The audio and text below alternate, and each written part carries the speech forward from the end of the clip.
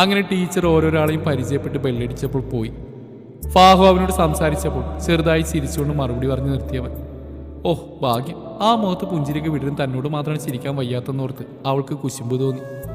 അങ്ങനെ അന്നത്തെ ക്ലാസ് കഴിഞ്ഞു. അടുത്തിരിക്കുന്ന തന്നോട് പോലും ഒന്ന് പോവുകയാണെന്ന് പറയാതെയാണ് അവനന്ന് പോയത്. ഇതെന്താ ജീവി, ഇങ്ങനെയുണ്ടോ മനുഷ്യര്? അങ്ങനെ പല കാര്യങ്ങൾ അവനെക്കുറിച്ച് ദേഷ്യത്തോടെ പറഞ്ഞു. ഫാഹുവിൻ്റെ ചെവി നിറച്ചിരുന്നെന്ന് താൻ. അങ്ങനെ 2 ദിവസം കഴിഞ്ഞു പോയി.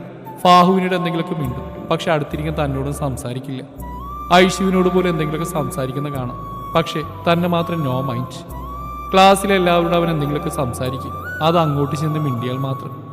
മുത്തുകൾ പൊഴിയുന്ന പോലെയാണ് അവൻ്റെ വായിൽ നിന്ന് വാക്കുകൾ വീഴുന്നത്. ആരെങ്കിലും 5 ചോദ്യം ചോദിച്ചാൽ അവൻ ഒരു വരിയിൽ ആ ഉത്തരം തീർക്കും. ആദ്യം വിചാരിച്ച ജാടയാണെന്നാണ്, കാരണം എന്തൊക്കെ പറഞ്ഞാലും പുള്ളിക്കാരൻ മുടിഞ്ഞ പഠിപ്പിയാണ്. ഇനി അതിൻ്റെ ജാടയാണെന്ന് ഓർക്കാതിരുന്നില്ല താൻ. വന്ന 2-ാം ദിവസം തന്നെ അവൻ ഉത്തരമുഖ ചറവറ പറഞ്ഞു. ക്ലാസ് ഇല്ലാത്ത നേരത്ത് കിടന്നുറങ്ങും. ഇനി ഉറക്കം വന്നാൽ ക്ലാസ്സുള്ള സമയത്ത് ഉറങ്ങും. അവനെ ഒന്നും ബാധിക്കില്ല. ഉറങ്ങുന്ന സമയത്ത് ക്ലാസ് എടുത്താൽ പോലും അവൻ നിഷ്പ്രയാസം പറയും. ആ കിടന്നുറങ്ങുന്ന സമയത്ത് തന്നോട് സംസാരിച്ചെന്താ ഇവനെന്ന് താൻ ഓർക്കാതിരുന്നില്ല. ഇവൻ മിണ്ടിയില്ലെങ്കിൽ താനും മിണ്ടിയില്ലെന്ന വാശി എന്നെ പിടികൂടി കഴിഞ്ഞിരുന്നു അപ്പോഴേക്കും. പക്ഷെ എന്തൊക്കെ പറഞ്ഞാലും തനിക്ക് മിണ്ടാണ്ടിരിക്കാൻ പറ്റുന്നുണ്ടായിരുന്നില്ല. അതുകൊണ്ടാണ് താൻ അങ്ങോട്ട് ചെന്ന് സംസാരിക്കാൻ ശ്രമിച്ചത്. ആദ്യം പേര് വീടൊക്കെ ദേവ പറഞ്ഞിരുത്തെങ്കിലും തൻ്റെ അടുത്ത് മിണ്ടാണ്ടിരിക്കുന്ന അത്ര എളുപ്പമല്ലെന്ന് കരുതി അവൻ സംസാരിച്ചു. അങ്ങനെ എല്ലാവരും അവൻ അഭി അല്ലെങ്കിൽ ദേവ് എന്ന് വിളിക്കുന്നത് തനിക്ക് ദേവയായി മാറി. അതെന്താ അങ്ങനെ വിളിക്കുന്നതെന്ന് ചോദിച്ചാൽ തനിക്ക് അറിയില്ലായിരുന്നു. അവൻ്റെ സംസാരത്തിൽ നിന്ന് താൻ മനസ്സിലാക്കി അച്ഛൻ്റെയും അമ്മയുടെയും പുന്നാര സന്തതിയാണ് കുട്ടിയെന്ന്. അവരുടെ ലേറ്റ് പ്രൊഡക്റ്റ് ആയതുകൊണ്ട് പുന്നാരിച്ചാണ് വളർത്തിയത്. അച്ഛനൊരു പാവം കൃഷിക്കാരൻ, അമ്മ ഒരു പാവം വീട്ടമ്മ. സുഖം, സ്വസ്ഥമായ കുടുംബം. അങ്ങനെ 2-3 ദിവസം കടന്നുപോയി. ഞാൻ അങ്ങോട്ട് ചോദിച്ചതിന് ഇവനാകെ തന്നോട് ഇങ്ങോട്ട് ചോദിച്ച തൻ്റെ പേര് മാത്രമാണ്. അങ്ങനെ ഇരിക്കുമ്പോഴാണ് സ്പോർട്സ് അഡ്മിഷൻ കഴിഞ്ഞ് കുറച്ച് കുട്ടികൾ ക്ലാസ്സിലേക്ക് വരുന്നത്. അവർക്ക് വേണ്ടിയുള്ള ബെഞ്ചൊക്കെ ടീച്ചർ സജ്ജമാക്കിയതിനാൽ ദേവ് തന്നോടൊരു വാക്കുപോലും പറയാതെ അങ്ങോട്ടേക്ക് സ്ഥലം മാറി. തൻ്റെ അടുത്തിരുന്നാൽ എന്താ അവനെന്ന് ഓർത്ത് ആദ്യം ഒരു വിഷമമുണ്ടായിരുന്നു. പിന്നെ തനിക്കെന്താ എന്ന മട്ടിലായി. എൻ്റെ അടുത്ത് അങ്ങനെ ഒരു പാവം പെൺകുട്ടി വന്നിരുന്നു. ഒരു പാവ അച്ചായത്തി പെണ്ണ്, റീത്ത ജോർജ്. സംസാരിക്കുമ്പോൾ തന്നെ അറിയാം തങ്ങളെപ്പോലെ സംസാരപ്രിയയാണെന്ന്. അതെന്തായാലും ഞങ്ങൾക്ക് 3 പേർക്ക് ഇഷ്ടപ്പെട്ടു. എനിക്കൊരു ആശ്വാസമായിരുന്നു അത്. ഇത്രകാലം സംസാരിക്കാൻ പറ്റാത്തൊക്കെ അവളുടെ അടുത്ത് ചൊരിഞ്ഞു. സംസാരിക്കുമ്പോൾ മനസ്സിലായി ആള് കോൺവെന്റിലാണ് താമസം. അപ്പയും അമ്മയും ആരാണെന്ന് പോലും അറിയാതെ ഉപേക്ഷിക്കപ്പെട്ട പെൺകുട്ടി. അങ്ങനെ ഒരാഴ്ച കഴിഞ്ഞ് വീണ്ടും ഒരു പെൺകുട്ടി വന്നു. അഡ്മിഷൻ മുമ്പേ എടുത്തിരുന്നു. എന്തോ സുഖമില്ലാത്തതുകൊണ്ട് ലേറ്റായതാണ് വരാൻ. ഒരു ഉമ്മച്ചിക്കുട്ടി, ഷെഹ്മാ നിസാർ എന്ന ദേവിൻ്റെ മാത്രം ഹേമ. അവൾ നേരെ പോയിരുന്നത് അവൻ്റെ മുമ്പിലാണ്. എപ്പോഴാണ് അവർ പ്രേമായതെന്ന് അറിയില്ല ആർക്കും. മാസങ്ങൾ പോകെ പോകെ ആ ക്യാമ്പസ് മുഴുവൻ ആ വാർത്ത പ്രചരിച്ചു. ഒരു ഹിന്ദു ചെക്കനൊരു മുസ്ലിം പെൺകുട്ടിയുള്ള പ്രണയം എന്തായാലും എല്ലാവരും നോക്കിക്കണ്ടു. അവളൊരു പാവം തന്നെയാണ്, സംസാരിക്കുകയും ചെയ്യും ഞങ്ങളോട്. പക്ഷെ അവർ രണ്ടും അവരുടെ ലോകത്ത് മാത്രമായിരുന്നു. അവനും അവളും മാത്രമായുള്ള ലോകം അതായിരുന്നു അവർക്ക്. ക്ലാസ്സിൽ എന്തെങ്കിലും ആഘോഷം ഉണ്ടെങ്കിൽ അവർ മാത്രം ഒരു സൈഡായാണ്. എന്തോ അവൻ അവളുടെ ലോകത്തേക്ക് മാത്രം മുറുക്കി പിടിച്ചിരിക്കുകയാണെന്ന് എല്ലാവർക്കും തോന്നിയത് അന്നായിരുന്നു. അവൾ വരാത്ത ദിവസം എല്ലാവരോടും സംസാരിക്കുന്ന അവനെ കണ്ട്. താൻ ഇടയ്ക്കൊക്കെ അവനോട് സംസാരിക്കും, എന്നാൽ കൂടുതലില്ല. എന്തെങ്കിലും 2-3 വാക്ക്. ഇവൻ്റെ കോളേജ് ലൈഫിൽ ഇങ്ങനെ പോയാൽ കൂട്ടുകാരെക്കുറിച്ചുള്ള ഓർമ്മകളൊന്നും ഉണ്ടായില്ലെന്നോർത്ത് തനിക്കായിരുന്നു വിഷമം. അങ്ങനെ പരീക്ഷകളും സെമിനാറും അസൈൻമെൻറ്റും സപ്ലികളൊക്കെ കടന്നുപോയി. അങ്ങനെ മാറ്റത്തോടെ ഞങ്ങൾ സീനിയർ പിള്ളേരായി. മാറ്റമില്ലാതെ നടന്ന് ദേവയും ഹേമയുമായിരുന്നു. ഞങ്ങളെ സീനിയറായതിൻ്റെ ഹരം കൊള്ളിച്ചു. പരിപാടിയൊക്കെ ഓർഗനൈസ് ചെയ്ത് ഞങ്ങൾ അടിച്ചു പൊളിച്ചു. കൂട്ടത്തിൽ ഒപ്പം എല്ലാത്തിനും റീത്തുവിനെ കൂടെ കൂട്ടി. റീത്തു ജോർജ് ഞങ്ങൾക്ക് റീത്താമയായിരുന്നു. ഇതിൻ്റെ ഒപ്പം ഫാഹു സപ്ലൈയൊക്കെ കിട്ടി അതൊക്കെ എഴുതിയെടുത്തു. ഇതിനിടയിൽ ഫാഹു തനിക്കൊരു ഫോൺ വാങ്ങി തന്നു. അവന് ഐശ്വര്യൊക്കെ മുമ്പേ ഫോൺ ഉണ്ടെങ്കിലും തനിക്ക് ഉണ്ടായിരുന്നില്ല. അവൻ ഇടയ്ക്കിടയ്ക്ക് ജോലിക്കൊക്കെ പോയി വാങ്ങി തന്ന ഫോണാണത്. അവൻ അങ്ങനെയാണ് തൻ്റെ ആവശ്യം നിറവേറ്റാൻ എന്തു വേണമെങ്കിലും ചെയ്യും. മാമിക്ക് സന്തോഷമായി. ഇനി ഫോൺ വാങ്ങാൻ അവർ പൈസ തരേണ്ടല്ലോ. തൻ്റെ അക്കൗണ്ടിലെ കാശൊക്കെ മാമൻ തൻ്റെ കല്യാണത്തിന് എന്ന് പറഞ്ഞ് മാറ്റിവെച്ചിരുന്നു. റീത്തുവിന് കൂടി വാങ്ങിത്തട്ടേന്ന് ചോദിച്ചെങ്കിലും അവൾക്ക് ആഗ്രഹമുണ്ടെങ്കിൽ വേണ്ടെന്ന് പറഞ്ഞു. കാരണം കോൺവെന്റിലെ സിസ്റ്റേഴ്സ് അറിഞ്ഞ കഥ കഴിഞ്ഞു. എന്തെങ്കിലും ആവശ്യമുണ്ടെങ്കിൽ തന്നെ അവൾ ലാൻഡ് ഫോൺ വെച്ചാണ് ഞങ്ങൾ വിളിക്കാറ്. അങ്ങനെ കോളേജ് അവസാനിക്കാൻ ഇനി 4 മാസം കൂടി. പിരിയുന്നതിൻ്റെ വിഷമം എല്ലാവർക്കും ഉണ്ടായിരുന്നു. ഞങ്ങൾ 3 പേരെന്തായാലും ഒന്നിച്ചു പോകാമെന്ന് വെച്ചു. പക്ഷെ റീത്തുവിൻ്റെ കാര്യമായിരുന്നു ചോദ്യചിഹ്നമായി മാറിയത്. അങ്ങനെ ഇരിക്കുമ്പോൾ മാമി എനിക്ക് വേണ്ടി കല്യാണാലോചനകളങ്ങ് നിർത്തി. പക്ഷെ താൻ വാശി പിടിച്ചു പഠിച്ച് കഴിയട്ടെ എന്ന്. തൻ്റെ വാശി ഒടുവിൽ ജയിച്ചു. അതിനിടയിൽ വേറൊരു സംഭവം ഉണ്ടായിരുന്നു. ഒരാളിന്ന് റീത്തമ്മയെ കാത്ത് ബസ് സ്റ്റോപ്പിൽ ഇരിക്കുന്നുണ്ടാവും. വേറെ കോളേജിലാണ് പുള്ളിക്കാരൻ പഠിക്കുന്നത്, BA മറ്റോ എന്താണ്. അങ്ങനെ 2 വർഷമാണ് ആ പയ്യൻ അവൾക്ക് വേണ്ടി എല്ലാ വൈകുന്നേരം ബസ് സ്റ്റോപ്പിൽ കാത്തിരുന്നത്. റീത്തൊക്കെ എന്തൊക്കെ പറഞ്ഞ് അകറ്റാൻ നോക്കിയെങ്കിലും പുള്ളിക്കാരൻ പിടിച്ചു പിടിയാൽ അവളെ കൊണ്ട് സമ്മതം പറയിപ്പിച്ചു. അങ്ങനെ അവളുടെ മാവ് പൂത്തു. റീത്തൊക്കെ നല്ല പേടിയുണ്ടായിരുന്നു. അവൻ്റെ വീട്ടിൽ സമ്മതിക്കില്ലെന്ന് ഓർത്ത്. അതുമാത്രമല്ല കോൺവെന്റിൽ അറിഞ്ഞാൽ എന്ത് ചെയ്യും? പക്ഷെ പുള്ളിക്കാരൻ പാവമായിരുന്നു. അവളുടെ ജീവനാണ് അദ്ദേഹത്തിന്.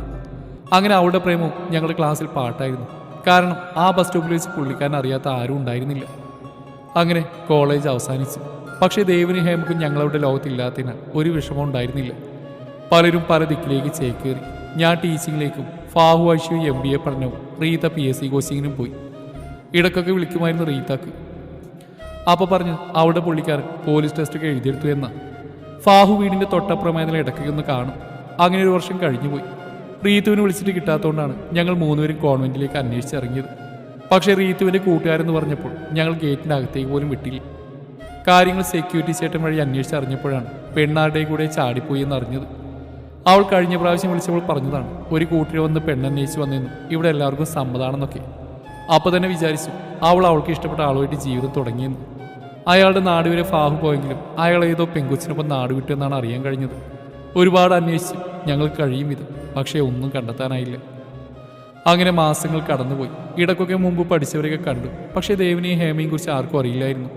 റീത്തുവിൻ്റെ ഒരു വിളിക്കായി ഒരുപാട് കാത്തിരുന്നു, പക്ഷെ അതും ഉണ്ടായില്ല. അങ്ങനെ ഞാൻ ഗസ്റ്റ് ലെക്ചറായ ഒരു കോളേജിൽ കയറിയ സമയം ഫാഹു ഐഷു ഒരേ സ്ഥലത്ത് തന്നെ ജോലിയിൽ കയറി. അങ്ങനെ അവരുടെ കാര്യം വീട്ടിലറിഞ്ഞു. ആർക്കും പ്രശ്നമില്ലാത്തതിനാൽ അവരുടെ കാര്യം സെറ്റായി. ചെറിയ രീതിയിൽ എൻഗേജ്മെൻറ്റ് കഴിഞ്ഞു. തനിക്കാണെങ്കിൽ കല്യാണാലോചനകൾ തകൃതിയായിട്ട് നടക്കുന്ന കാലം. മാമൻ മുമ്പത്തെ പോലെ ജോലി നടക്കാൻ പറ്റുന്ന അവസ്ഥയിലല്ലായിരുന്നു. അതുകൊണ്ട് തന്നെ മാമി ഭരണം തുടങ്ങി. തൻ്റെ കഷ്ടകാലം വീണ്ടും തുടങ്ങി. അങ്ങനെ ഇരിക്കുമ്പോഴാണ് മാമി ഒരു ആലോചന കൊണ്ടുവരുന്നത്. മാമിയുടെ സഹോദരൻ്റെ ഭാര്യയുടെ അനുജൻ, ഏകദേശം 40 വയസ്സിനോടുള്ള ഒരു 2ാം കെട്ടുകാരൻ. മാമിക്ക് ചില്ലറയുന്ന കേസായതുകൊണ്ട് മാമി അതിൻ്റെ തലയിൽ വെച്ച് കേട്ടാൽ ഒരുപാട് ശ്രമിച്ചു. ഇതല്ലെങ്കിൽ വേറെ കല്യാണം ഇപ്പോൾ ഉറപ്പിക്കണമെന്നായിരുന്നു മാമി. അങ്ങനെ ഇരിക്കുമ്പോൾ മാമൻ ദിവസം മുറിയിലേക്ക് വിളിപ്പിച്ച് തന്നോട് പറഞ്ഞു, ദേവുവിനും കല്യാണപ്രായമായി, മോളുടെ കഴിഞ്ഞു വേണം നടത്താൻ.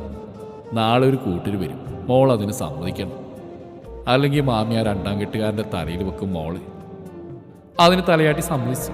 ആരെയും കാത്തിരിക്കാനില്ലാത്തതുകൊണ്ട് തനിക്കും സമ്മതമായിരുന്നു കല്യാണത്തിന്. ചെറിയൊരു ജോലി കൂടിയായപ്പോൾ സമയമായെന്ന് തോന്നി. ഇനിയെങ്കിലും തനിക്ക് സ്വന്തമായിട്ട് ആരൊക്കെയോ വേണമെന്നൊരു തോന്നൽ. അങ്ങനെ പിറ്റേ ദിവസം തന്നെ മാമൻ പറഞ്ഞ കൂട്ടരും ബ്രോക്കറും എത്തി. താനൊരു സിമ്പിൾ ചുരിദാറിട്ട് മുടിലേശം ക്രാബിട്ട് വെച്ചിരിക്കുകയായിരുന്നു. മാമിക്ക് കൂടുതൽ താല്പര്യമില്ലെങ്കിലും എങ്ങനെയെങ്കിലും തലയിൽ നിന്ന് പോകട്ടെ എന്ന് വെച്ച് മിണ്ടാതിരുന്നു. ചെക്കൻ്റെ അച്ഛനും അമ്മയും മാത്രമാണ് ബ്രോക്കറിൻ്റെ കൂടെ വന്ന്.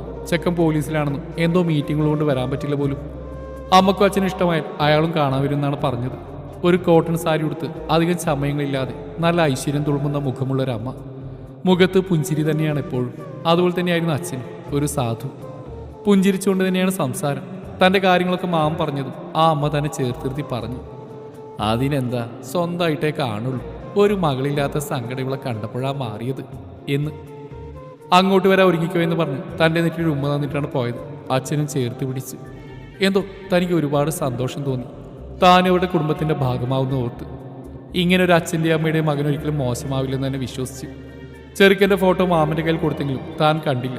അവർക്ക് ഇഷ്ടമായാൽ അത് തനിക്കും ഇഷ്ടമാണെന്ന് മാമനോട് പറഞ്ഞു. ജാതകം നോക്കി 10ൽ 10 പൊരുത്തമുണ്ടെന്നും അവർക്ക് പെണ്ണിന് ഇഷ്ടമായെന്നും പറഞ്ഞു. എത്രയും വേഗം അവർ കല്യാണം നടത്തണം പോലും. പൊന്നും പണമൊന്നും വേണ്ട, പെണ്ണിനെ മാത്രം മതിയെന്ന്. താൻ ജോലിക്ക് പോകുന്നില്ല, അവർക്ക് പ്രശ്നമില്ല. ചെറുക്കൻ തന്നോട് നേരിട്ട് സംസാരിക്കാണ്ടെന്ന് പറഞ്ഞ് ബ്രോക്കർ നമ്പർ തന്നു. അന്ന് രാത്രി തന്നെ അതിൽ നിന്ന് മെസ്സേജ് വന്നു, hey, I want to meet you tomorrow. Come at knife cafe at morning 10. I will wait for you. ഇതെന്ത് ചെറുക്കൻ? ഒന്നുമില്ലെങ്കിൽ ആ പേര് പറഞ്ഞെങ്കിൽ മെസ്സേജ് അയച്ചൂടെ? ബ്രോക്കർ നമ്പർ എന്നോട് തനിക്ക് മനസ്സിലായി. ഇതേതോ കമ്പനി മീറ്റിംഗ് വിളിക്കുന്ന പോലെയാണല്ലോ. ആരെങ്കിലും ടോപ്പിക്ക് പറഞ്ഞ് വിളിക്കും. ഇതൊരു ഓർഡർ പോലെ. പോലീസായതിൻ്റെ അഹങ്കാരമാണ്. വരട്ടെ, നാളെ അയാളെ കണ്ടിട്ട് മതി ഈ മോശക്കോടിനെ കെട്ടണോ വേണ്ടെന്ന് തീരുമാനിക്കാൻ. ഫോട്ടോ കണ്ടാലെന്നോർത്ത് DP നോക്കാൻ ശ്രമിക്കുമ്പോൾ ഫോട്ടോ ഒന്നുമില്ല. ലച്ചു പിറുപിറുത്തു. ആലോചന വന്നു. നാളെ കാണാൻ പോകുന്നൊക്കെ ഫാഹുവിനെ ഐഷിനോട് വിളിച്ചു പറഞ്ഞു. അവർ കമ്പനി ട്രിപ്പിലായതുകൊണ്ട് അവരൊപ്പം കൂട്ടാനും പറ്റില്ലെന്ന് ഓർത്ത് ലച്ചു. അങ്ങനെ രാവിലെ തന്നെ ഒരു ഇളനീല സെറ്റ് സാരി ഉടുത്തു. മുടി പിന്നെ എന്ന് ചെയ്യുന്ന പോലെ ലേശം മുടിയെടുത്ത് ക്രാബ് ഇട്ടു. കണ്ണൊക്കെ നന്നായിട്ട് എഴുതി. ഐലൈനർ കൂടി ഇട്ടു. ചുണ്ടിൽ ലേശം ലിപ്പാമും. ചെറിയൊരു കറുത്ത പൊട്ടും തൊട്ടു. കഴുത്തിലൊരു നേർത്ത ചെയിനാണ്, ഒരു ഹാർട്ട് ഷേപ്പ് സ്റ്റെഡും. അങ്ങനെ ഒരിക്കലൊക്കെ പൂർത്തിയായി അവൾ ഇറങ്ങി. രാവിലെ ലീവ് എടുത്ത് ഉച്ചയാകുമ്പോൾ കോളേജിൽ പോകാനായിരുന്നു അവളുടെ പ്ലാന്. അവൾ അവിടെ എത്തുമ്പോൾ തന്നെ സമയം 9:50 കഫേ അല്പം വലുതായതിനാൽ ആളുകൾ ഇഷ്ടം പോലെയുണ്ട്. അതുമില്ല, ഇന്നേവരെ കാണാത്ത ആളെങ്ങനെ കണ്ടുപിടിക്കുന്ന ഓർത്തപ്പോഴാണ് കോൾ ചെയ്യാമെന്ന് വിചാരിച്ച്. ലച്ച് ഫോണെടുത്ത് മോശയുടെ നിന്ന് സേവ് ചെയ്ത് നമ്പറിലേക്ക് വിളിച്ചുകൊണ്ട് ചുറ്റും നോക്കി. ഹലോ, ഞാൻ ലക്ഷ്മിയാണ്. ഇന്ന് കാണാൻ പറഞ്ഞ കുട്ടി ഇവിടെ എത്തിയിട്ടുണ്ട്. താൻ എവിടെയാ? ആ, മനസ്സിലായി. ഒരു ബ്ലൂ സാരിയാണോ വേഷം? തിരിഞ്ഞേൽക്കുന്നുണ്ട്. അവളുടെ മുഖം അവൻ കണ്ടില്ല. ആ, അത് തന്നെ. അവൾ സ്വയം നോക്കി ഉറപ്പുവരുത്തിക്കൊണ്ട് പറഞ്ഞു. ആ, എന്നാ പിന്നിലേക്ക് നോക്ക്. പിന്നിൽ നിന്നുള്ള 4ാമത്തെ ടേബിൾ. അവൻ കൈ പൊക്കിക്കൊണ്ട് പറഞ്ഞു. ആ കണ്ടു. അതും പറഞ്ഞുകൊണ്ട് ലച്ചു ഫോൺ കട്ട് ചെയ്തു. കുറച്ച് ദൂരമുണ്ടായതിനാൽ ലച്ചുവിന് അത് ദേവാണെന്ന് മനസ്സിലായിരുന്നില്ല. എന്നാൽ അവൻ്റെ അടുത്തേക്ക് നടന്നെത്തിയതിനു ശേഷമാണ് അവൾക്ക് അത് ദേവാണെന്ന് മനസ്സിലായത്. അവൾ അവനെ നോക്കി നിന്നുപോയി. ക്ലീൻ ഷേവ് ചെയ്ത കട്ടിമീശൊക്കെയായി ഒരു മൊഞ്ചനായി പോയി എന്ന് ഓർത്തു അവനെ കണ്ട് ലച്ചു. ആ പൊടിമീശക്കാരനിൽ നിന്ന് ഒരുപാട് വ്യത്യാസം ആ മുഖത്ത് കാണാനുണ്ട്. എന്നാൽ ആ കാഴ്ചയിൽ തന്നെ അവനെ കണ്ടുപിടിക്കാൻ പറ്റി ലച്ചുവിന്. കട്ട മസിൽ ബോഡി ആ ടീഷർട്ടിൽ നിന്ന് കാണാൻ പറ്റുന്നുണ്ട്. കാക്കി പാൻറ്റും പോലീസ് ഷൂവാണ് അവൻ ധരിച്ചിട്ടുള്ളത്. ഒരു കൂളിംഗ് ഗ്ലാസ് ടീഷർട്ടിൽ തിരികിയിട്ടുണ്ട്. കയ്യിലൊരു റാഡോ വാച്ച്. അന്നും സുന്ദരനായിരുന്നു. ഇന്ന് അതിനേക്കാളും കുറച്ച് കൂടിയെന്ന് അവൾ ഓർത്തു. ദേവിനും അറിയില്ലായിരുന്നു അവളാണ് അമ്മ തനിക്ക് വേണ്ടി കണ്ടുപിടിച്ച പെണ്ണെന്ന്. അച്ഛനും അമ്മക്ക് ഒരുപാട് ഇഷ്ടമായി പോലും അവളെ. താൻ നേരിട്ട് കാണാമെന്ന് വെച്ച് ഫോട്ടോ കണ്ടില്ല. അല്ലെങ്കിലും താൻ കണ്ടിട്ട് പ്രത്യേകിച്ച് ഗുണമൊന്നുമില്ലല്ലോ അവൻ ഓർത്തു. മുമ്പത്തെക്കാളും കുറച്ച് പക്വത തോന്നിക്കുന്നുണ്ട് അവളെ കാണുമ്പോൾ. അത് ചിലപ്പോൾ സാരി എടുത്തുകൊണ്ടായിരിക്കും അവൻ ഓർത്തു. നീ ഇരിക്കും. നീയാണ് ചെറുക്കെന്ന് ഞാൻ അറിഞ്ഞില്ല കേട്ടോ. നീ ഇപ്പോൾ എവിടെ ജോലി ചെയ്യുന്നു? എവിടെയായിരുന്നു നീ? നിന്റെ ഒന്നും ഒരു വിവരം ഉണ്ടായിരുന്നില്ലല്ലോ, ലച്ചു ഒറ്റ ശ്വാസത്തിൽ ചോദിച്ചു. ലച്ചുവിന് ഹേമ എവിടെയെന്ന് ചോദിക്കണമെന്നുണ്ടായിരുന്നെങ്കിലും പക്ഷെ അവളെന്തോ ചോദിച്ചില്ല. നീയാണ് പെണ്ണെന്ന് ഞാനും അറിഞ്ഞില്ല. ഞാനിപ്പോൾ ട്രിവാൻഡ്രം ACP ആണ്. ഓ അത് ശരി. അല്ല ഈ കല്യാണം അപ്പം ഹേമ? ലച്ചു വിക്കി കൊണ്ട് ചോദിച്ചു. അതൊക്കെ കഴിഞ്ഞു. എല്ലാ കഥയിലുള്ള പോലെ എന്നെക്കാളും നല്ലൊരു ബന്ധം വന്നപ്പോൾ അവൾ പോയി. ഓഹ് അല്ലടാ, നിന്റെ സ്വഭാവത്തിൽ അന്നും ഇന്നൊരു മാറ്റമില്ല, ലച്ചു പറഞ്ഞു. അവൻ എന്തെന്ന രീതിയിൽ നോക്കി. അല്ല ഞാൻ ഇത്രയൊക്കെ ചോദിച്ചിട്ട് നീ എന്താ ഞാൻ എന്ത് ചെയ്യാണെന്നോ എവിടെയാണ് ജോലിയാണെന്നോ ചോദിക്കാതെ? അതുപോട്ടെ, അതിൻ്റെ അറ്റ്ലീസ്റ്റ് ഒരു ജ്യൂസെങ്കിലും വാങ്ങി തന്നു. മുമ്പേ പരിചയമുള്ള ഗുണമായി. അല്ലെങ്കിൽ വേറെ ഏതെങ്കിലും പെണ്ണായിരുന്നെങ്കിൽ എപ്പോഴും സ്ഥലം കാര്യമാക്കിയേനെ. ലച്ചുവിൻ്റെ പറച്ചിൽ കേട്ട് ദേവിൻ്റെ ചുണ്ടിൽ ചിരിമിന്നി. ശരി പറ, നിനക്കെന്താ വേണ്ടത്? എനിക്കൊരു ചിക്കു ജ്യൂസ്. ചോദിക്കാൻ കാത്തുന്ന പോലെ തന്നെ ലച്ചു മറുപടി കൊടുത്തു. ശ്രീലക്ഷ്മി, തനിക്കറിയാലോ ഞാനും ഹേമ എങ്ങനെയായിരുന്നെന്ന്. എനിക്കിപ്പോൾ ഒരു കല്യാണത്തിന് താല്പര്യമില്ല. അമ്മയുടെ നിർബന്ധപ്രകാരം ഇപ്പോൾ തന്നെ ഈ കല്യാണം. ഞാൻ പറയുന്നത് മനസ്സിലാവുന്നുണ്ടെന്ന് വിചാരിക്കുന്നതായിരിക്കും. ദേവ് പറഞ്ഞു നിർത്തിയ ജ്യൂസ് വന്നിരുന്നു. എന്ന് വെച്ചാൽ? ലച്ചു അത്ഭുതത്തോടെ അവനെ നോക്കി. എന്ന് വെച്ചാൽ എനിക്ക് കല്യാണത്തിന് സമ്മതമാണ്. പക്ഷേ ഒരു കണ്ടീഷനുണ്ട്. എന്ത് കണ്ടീഷൻ? നമ്മൾ തമ്മിൽ ഈ കല്യാണം 1 വർഷത്തിന് മാത്രമായിട്ട് കഴിക്കുന്നു. ശരിക്കും പറഞ്ഞാൽ ഒരു 1 ഇയർ കോൺട്രാക്റ്റ്. അത് കഴിഞ്ഞാൽ നിനക്ക് നിന്റെ വഴി, എനിക്ക് എൻ്റെ വഴി. നീ സമ്മതിച്ചില്ലെങ്കിൽ വേറൊരു പെൺകുട്ടി. എനിക്ക് അത്രയേ ഉള്ളൂ. നീ തീരുമാനിക്കും. എന്നിട്ട് രാത്രി എന്നെ മറുപടി കാണും. പിന്നെ ഈ ഒരു കാര്യം ആരും ഒരിക്കലും അറിയാൻ പാടില്ല. ഞാൻ വരട്ടെ, ഒരു മീറ്റിംഗ് ഉണ്ട്. അവൻ അത് പറഞ്ഞുകൊണ്ട് ബില്ല് പേ ചെയ്ത് പുറത്തേക്ക് ഇറങ്ങിപ്പോയി. എന്നാൽ ലച്ചു കിളികളൊക്കെ പോയിരിക്കുകയാണ്. ഇവനെന്താ കല്യാണം കുട്ടിക്കളിയാണെന്ന് ഓർത്തവൾ. അവൾ അവിടുന്ന് ഓരോന്നോർത്തുകൊണ്ട് ഇറങ്ങി. വൈകിട്ട് വീട്ടിൽ വന്നപ്പോഴേക്കും അവൾ സ്വയം ഒരു തീരുമാനം എടുത്തിരുന്നു.